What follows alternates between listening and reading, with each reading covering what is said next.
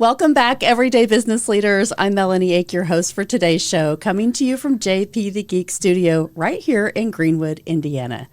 I am thrilled to have you with us today. We have Katie Stahlhut from Stage 1 Dance Academy, and we're going to be talking about all things business ownership and leadership here in our own community. Remember, subscribe to our channel and turn those notifications on so you never miss an episode. Here we go. Let's meet Katie Stahlhut.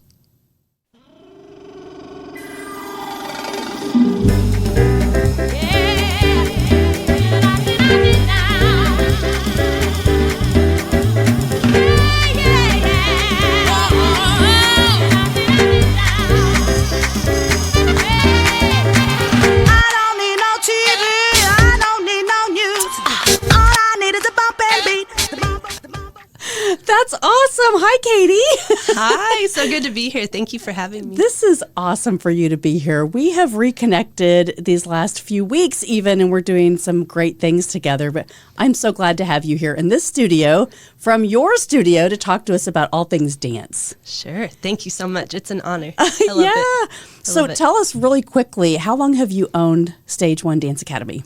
8 years. But my journey with Stage 1 started in 4th grade. So I was 10 years old and danced all the way through high school, went to IUPUI, have a business degree, and taught full-time at the studio, and then purchased about a year and a half after graduating college. Wow, that's such a... So did you dream that as you were attending the studio, like, this is what I want to do? Yes, and I'm reminded of it. We have an office gal who works the front desk who was just reminding me of it a couple weeks ago. Evidently, I would ride home with her, and her daughters grew up at the studio, and I would ride home with her, and she reminded me that I talked about it even then. So how cool to be living your dream. Yeah, it's incredible. It's definitely a God gift for sure. There's no other way around it. It's been amazing. Well, in 8 years, and we're going to really talk about this, because having something in your heart for a long time and then going, okay, now this is happening. Right. So it's helped you, I think, with the momentum to be able to get clear on the other things and how you can serve the community in so many ways. And a lot of people don't find that early in life, or they don't give themselves permission, right, to take that jump. Right. There's a lot of fear usually. There is so much fear. Talk to me about that. I mean, first of all, being a dancer, I was a hockey player. That's amazing. So I didn't put on my ballerina slippers, but I think like taking dance takes a lot of commitment and discipline and just knowing that, hey, I've got the confidence, right? A lot of people, even through COVID, are talking about this whole body impression and having this image about yourself. Right. But dance helps you with so much more than that. 100%. What did it do for you as you were growing up as a dancer? So I was one of the shyest kids you would have ever met, which is hilarious because then I signed up for speech classes for fun in college, which kind of says everything if I do say so myself. So when I was younger, I cried. My mom tried to get me to dance 2 other times when I was younger, and I just wasn't ready. It was other places, it wasn't the right fit, and I just didn't want to be away from my mom. I was super close with her and never had a babysitter, so I just wasn't on board for it. And then once I started dance, I started to blossom and my confidence grew, and I was dancing then doing solos, and it didn't faze me to go out on the stage, and I loved it, and I created some of the best relationships ever with the folks at the studio, all the dancers I grew up with. They're still friends. We were in each other's weddings, and we worked together still. All the faculty were either my instructor or we danced together, or they came just after me, which is incredible to have that camaraderie. But dance does provide so much more than just dance training, and it's provided so many blessings in my life between the people and then being able to, it teaches all the leadership skills. We have so many people. Typically, there's about 1% of people that go on to dance professionally, but the majority of them go on to do other things, and a lot of them are going on to be doctors and lawyers, and they're just excelling, and it's so cool to watch that. But dance has been huge in my life. I couldn't imagine it any other way. But it's provided so many opportunities. So again, through high school, I was part of National Student Council conferences where I got to help lead big groups of people, which was amazing. And God gave me that gift, naturally be able to do that. And I've loved that. And then the different experiences through college and now with the studio and being able to be that support for all the faculty is huge. And I love that opportunity to get to continue to grow. And it was a big leap of faith, it felt like. I was only 21 when we even were working through all of that and graduating, and it seemed crazy, I'm sure, to everybody, but I knew that's what they were God like, who's wanted. this kid trying to buy this dance studio, right? Right. Yeah. But God had a plan for sure and knew that was what was supposed to happen. And I'm so glad that it did. And then we prayed hard during the pandemic because it was tricky, for everyone it was. But we weren't able to have classes in person, so we got creative, and I was pregnant with my second, and dancing, teaching on Zoom, 38 weeks pregnant. Never thought I would think of doing that, but we did all of that and persevered, and I knew that if we were supposed to continue on, that God would provide during that time, and he did, and I just feel strongly that that's how we're supposed to continue on, and the Holy Spirit's led us into other awesome things as well. And so now we're able to serve even more communities, which has been amazing. I think about what you just said, but having that vision.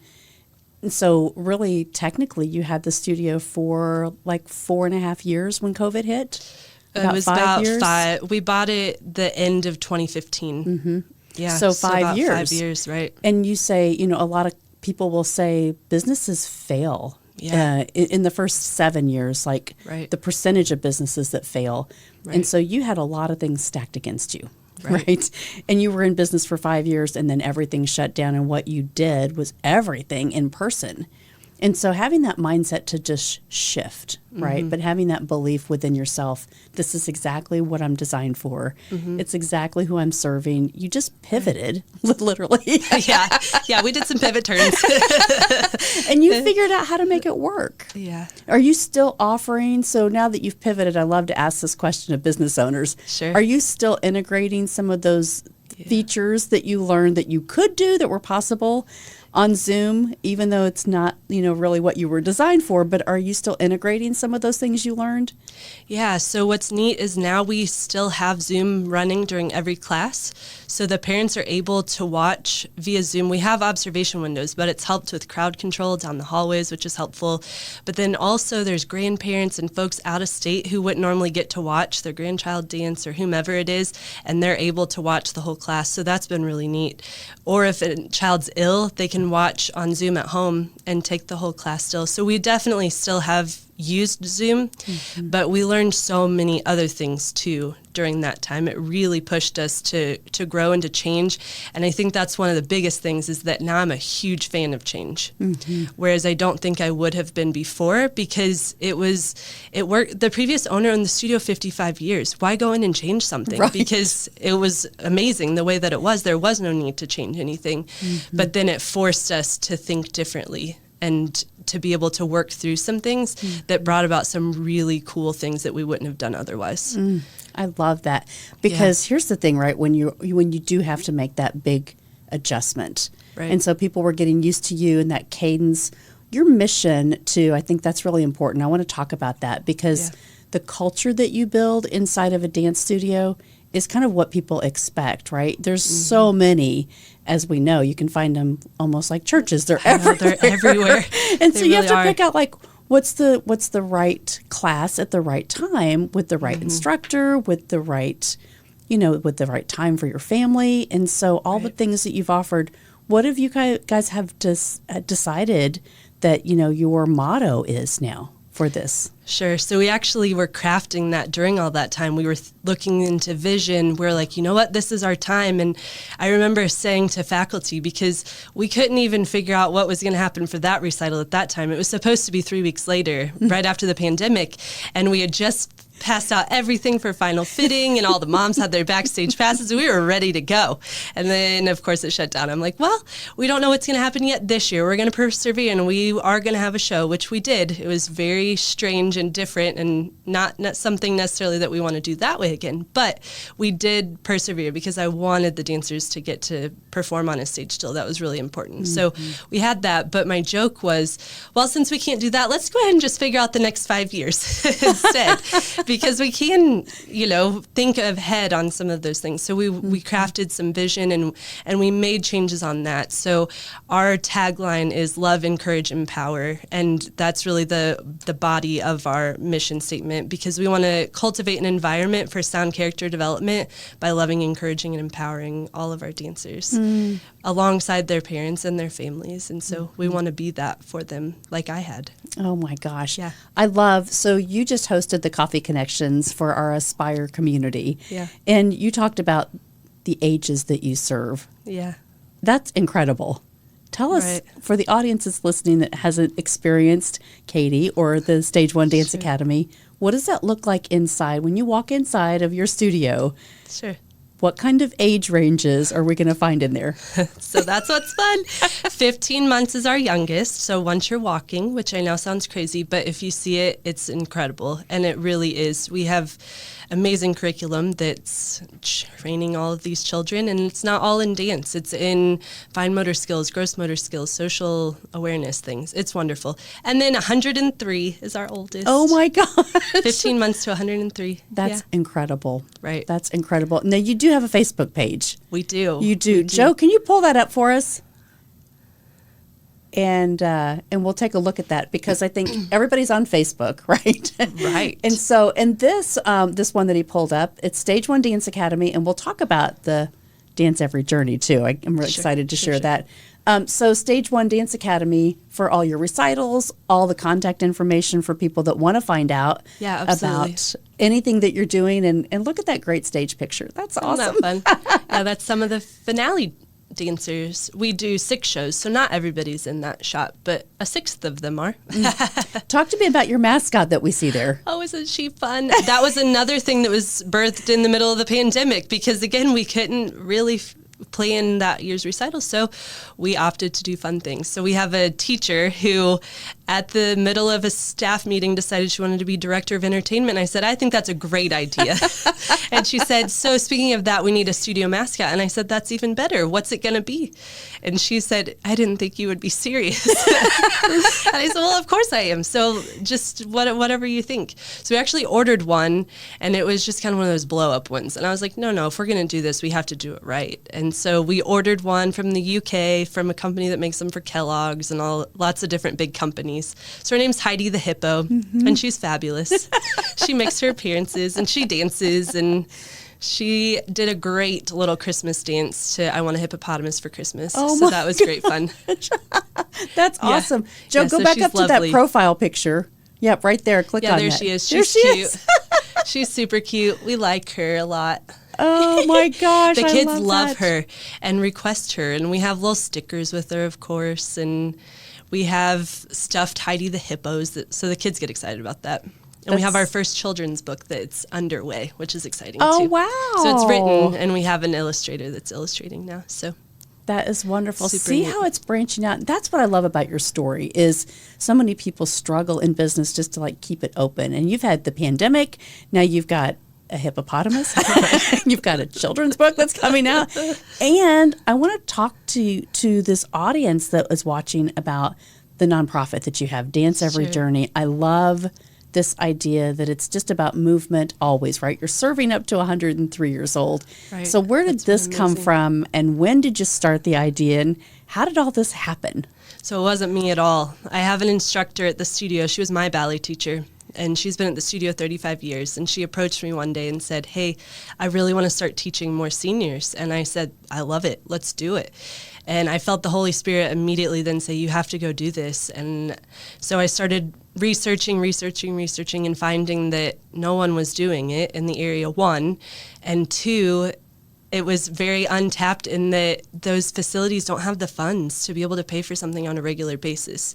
So as much as I knew zero about nonprofits, I knew nothing about nonprofits, and one of my least favorite things to do is fundraise. I was like, okay, well, the Holy Spirit's telling me to do it, so I have to take a leap of faith and go for it. So we did, and that instructor created an incredible curriculum that she's put together, and we now have 3 additional teachers that are going and teaching, and they're in 7 different facilities around here, and we partnered with Johnson County Senior Services, who are amazing, and they transport gals up to the studio every week to take class, and we're serving veterans from the Veterans Hospital. It's been absolutely incredible and brings so much joy to all the dancers. Oh my and what's goodness. neat about dance too is that how much it helps with memory. So a lot of the folks are in the memory care unit and they don't know what happened yesterday or 10 minutes ago, but as soon as you put on the music, their world changes. It's really cool. And there's lots of research on that too that shows dance is one of the only things that can truly help to stop the growth of dementia in a person's body. Wow. Hi, I'm Melanie Ake, founder of Everyday Leaders, and I'm excited to share with you a new training resource for your team called the Leadership Game. The Leadership Game is a tool. It's administered exclusively by John Maxwell team members. And when you bring this assessment tool in to lead your organization, it shows you the current level of your leadership and gives you tangible and actionable results to move forward. So don't delay. Get in the game, the Leadership Game, exclusively from Everyday Leaders.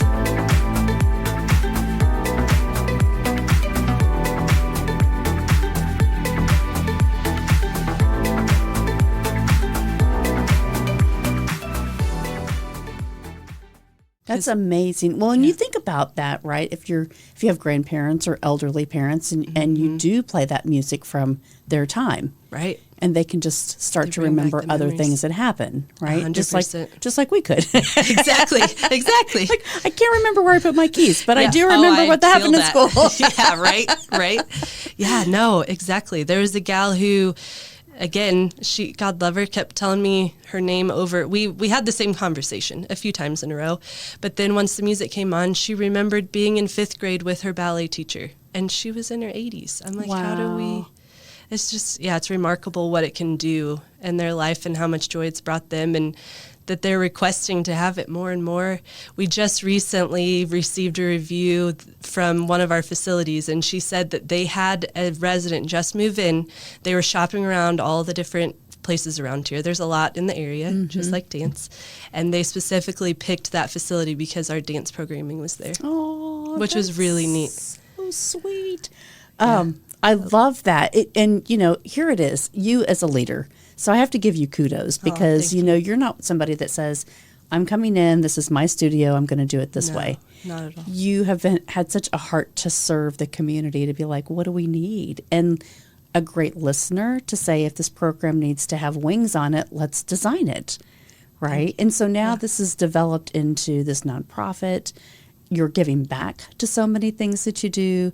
And you have such a kind of a force, I think, in the community, the momentum. Thank you. Yeah, that's very kind. Yeah. Well, momentum is huge, right? 100%. So if you stop. Right. Nothing's going to happen. Nothing's going to happen. Anybody.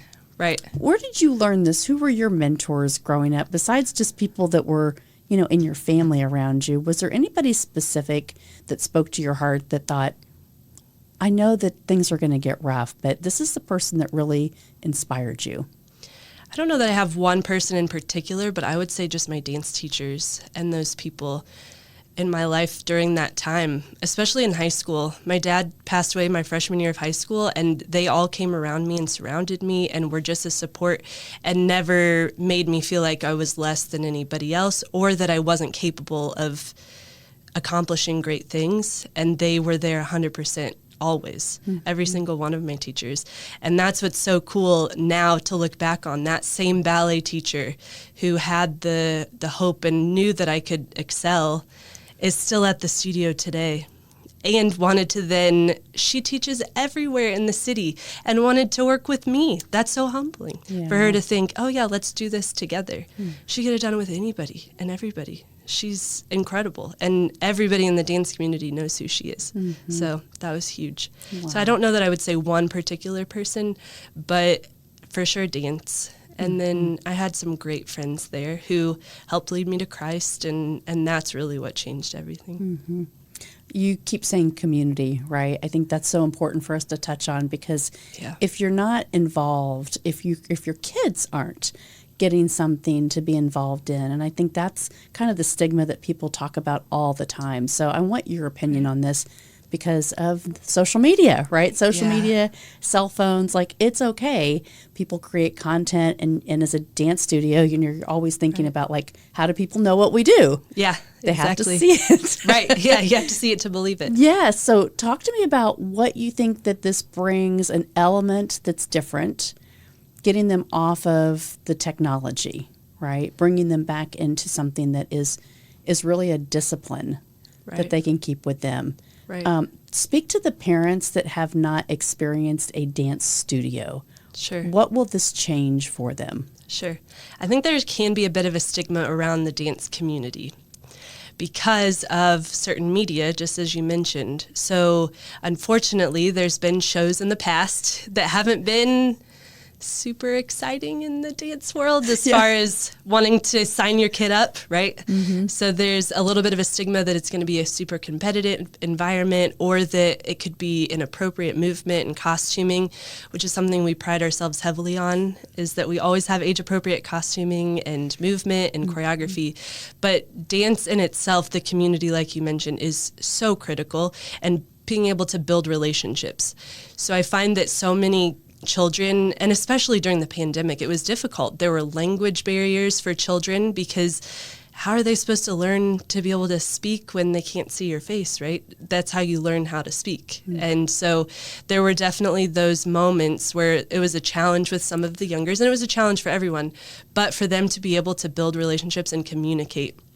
We're always going to need to be able to communicate with people in person, and if we're not able to do that healthfully, it's tricky. Mm-hmm. So being behind a screen all the time isn't the only way that we need to be able to. And I feel like to be able to grow and to be able to be a leader in whatever that looks like, you have to be able to communicate effectively and be able to build relationships with people. Mm-hmm. It's critical. And the thing that they say about after the pandemic and how we needed to be in community with people. Mm-hmm.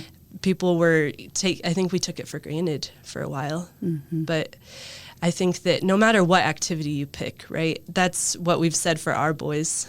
We have 2 boys, and one's in dance and loves it, and that's great. He can do it as long as he wants. And the other is in taekwondo, and that's great as well. Mm-hmm. But you have to do something that's going to help you to grow as a person and is going to provide that sense of community, that's going to be there for you, that you're going to grow and build relationships and things like that is so important. It's so important. So you have to find the right fit. And that's why I do believe there are options for studios, because it's not necessarily the right fit for everybody, and that's okay. Mm-hmm. But you have to be able to feel like that's your community and that's your people. Mm. So what are all the dances that you have available? I know there's a lot of them. When you go to a recital, if you haven't been involved in dance, right? There's a whole slew of stuff, right? So you could learn, like you said, from 15 months to 103 years old. But I want to encourage people right now, because it's Valentine's. So people think about, hey, I should take a class with my significant other, or I should learn something new. So what are you offering at the dance studio? Sure. We do your typical dance studio genres, so all of them except ballroom. So we don't have ballroom, but we have taught a mean wedding dance, those kinds of things. It's not that we're not able to, but we don't focus on ballroom classes. So we have ballet, tap, jazz, lyrical, modern, contemporary, hip-hop, musical theater, point. We've got a lot. You've got a lot. And that's why we have so many incredible teachers who are fabulous at each of those different things. Mm-hmm. That's so cool. It takes a village for sure. It takes a village, but you said community, and I've been involved in a lot of different sports clubs and dance clubs, especially with Joe being in video and photography for all these years, and you just do feel like once you get connected, those are your families for life. 100%. And you get to follow them, and so I love that sense of if people are not taking advantage of doing things and just getting their kids to try things, right? Or even as an adult, try something that you're curious about, right? So that you can learn something new and then have that confidence. Absolutely. Yeah. Right. Yeah, that's so cool. I do want to hit on something that people are probably like, what? But before we go there, I love it. I know that during the Coffee Connections, Sherry Sullivan, First Community Mortgage, she and I had been talking about, like, how are we going to do something fun for women? And you said, hey, I have this space here. Why don't we just host an event? Sure. So, Joe, if you'll bring excited. up the event we're getting ready to host on February the 12th. So when this comes out, this is being recorded still at the end of January. So we put on this event, and you said, I have all the stuff, like, let's just do it here at Stage One. So we're putting on the first Galentine's event in the community. I'm so excited. It's going to be awesome. And there are only 50 seats. So if you look right now, it's the end of January. We only have 19 seats available. So if you're not on here, get on this site. We will put the links on here as we promote this. But we'd really love to see you there because I think we're going to have some really good food. We are. And you get to decorate a canvas. A canvas. Sherry's going to lead us through a canvas activity, really a craft. Yes. And so we said activity, breakfast, coffee, and canvas. So that's the ABCs of Galentine's. Right. And we really want to help people grow and learn. And then you can also be introduced to Stage One Dance Academy. Yeah. So the benefits, so we're doing this for free. And we're asking for donations. So even if you're not joining into the Galentine's event, if you want to go to the link and you can register as a donor and you can sponsor Dance Every Journey because that's going to raise funds, as Katie said, for the senior Dance Every Journey community that goes into all of these facilities and helps seniors with dance movement. So I just love this, and I'm so happy that you're here sharing all of it. Thank you. I do because, I work with my spouse. so we have to touch on this. How is it, you and your spouse have been working hand in hand for a long time together, but how is that, what has dance taught you about relationships? Because it's tough, right? Right, but it's also incredible, and I wouldn't have it any other way. Dance has taught me that relationships are so important and so valuable, and I've loved that. And my spouse has been there right alongside with his VP duties. He's been incredible. Building a business and building sets and moving stuff. And he usually just gets to fix toilets and things like that. It's not usually very glamorous and be the mental, emotional support and such, but it's been incredible. And now our running joke is, because he's a marriage and family therapist, and the running joke is he's saved us thousands in the last few years because I have a personal therapist. You're like, if you can't get healed in dance, you can go to him. Right? Exactly. Oh, that's awesome. So tell me about your dreams for the next 3 to 5 years. What do you see in the community? What are we missing? What's coming from your dreams and your ideas? Ooh, that's exciting. That's big stuff. I love it. But I love that.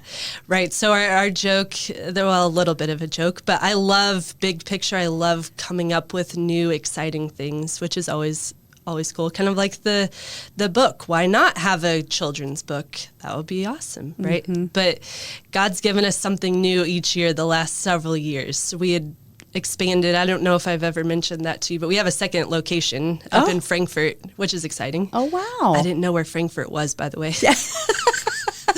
Just kidding. Yeah. No, but in all seriousness. So that was in 2020, actually, that we opened a second location. We purchased from a gal up there who was ready to retire. So we had that, and starting Dance Every Journey and starting my husband's new business last year. That was really exciting. So there's got to be something new this year, right? Right. So it's only February. Exciting. I know. We've got time. You've got 10 more months to make it happen. Exactly. Yeah, no. And things are in the works, but I would just love to see that for the studio that we continue to provide that safe place for dancers to come and to feel loved and encouraged and empowered to go on and do amazing things. So I want to see that continue for sure. And then I would love to see, the relationship continue where we can provide more networking group opportunities for women, and that we can continue to empower them and be there alongside them. Mm-hmm. So seems like a great match. I love that. Yeah. I love that kind of stuff. And I love events. Awesome. Well, stay tuned, right? I know. Stay tuned. More to big come. Things. That's awesome. All right. I'm going to, as we close this out, I have a fun little game. Oh, great. So I love I've been games. playing this with some of our guests, but I went to this really cool restaurant when we were on vacation, and it was called Food for Thought. And so Neat. they have these discussion cards, which it's like leadership quotes, you know? Yeah, And cool. since you're a junkie, I thought, hey, Yeah, I love that. pick a card and let's talk about this as we close out the show. So I'll pick a card. That's so fun.